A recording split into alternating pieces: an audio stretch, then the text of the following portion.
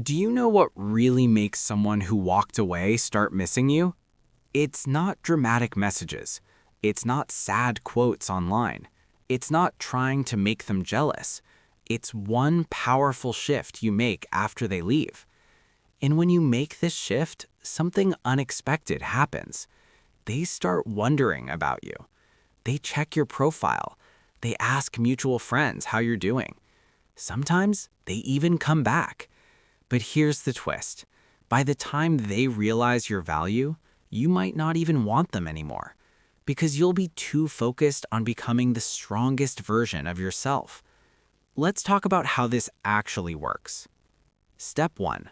Go quiet. For real. Not to get attention, not to play mind games, not to teach them a lesson. You genuinely step out of their world.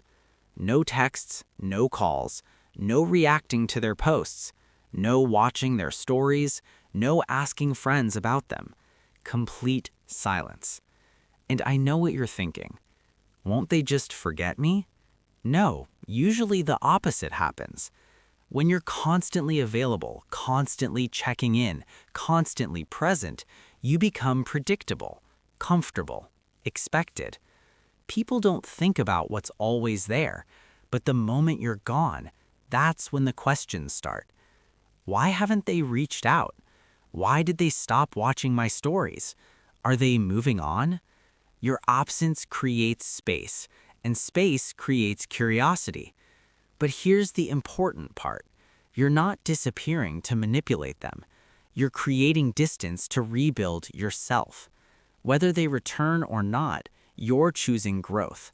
And not energy, that's powerful. Step 2. Stop repeating their name.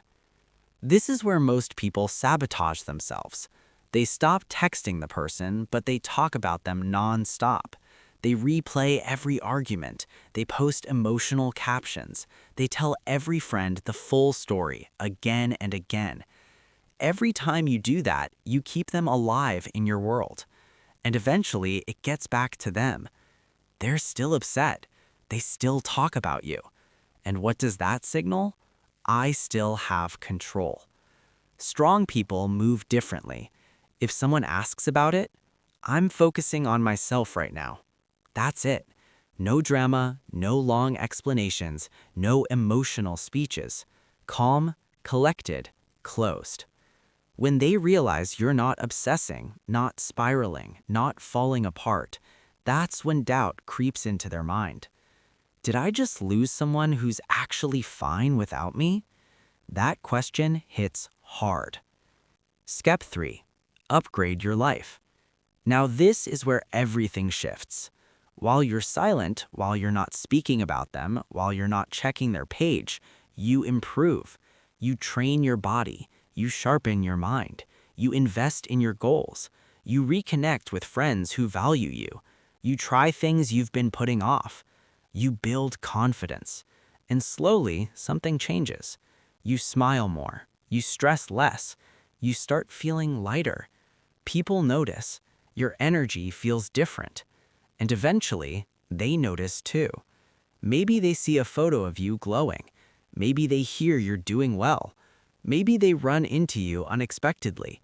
And suddenly, their expectation collapses. You were supposed to struggle without them, but instead, you're thriving. That realization stings because now they understand something.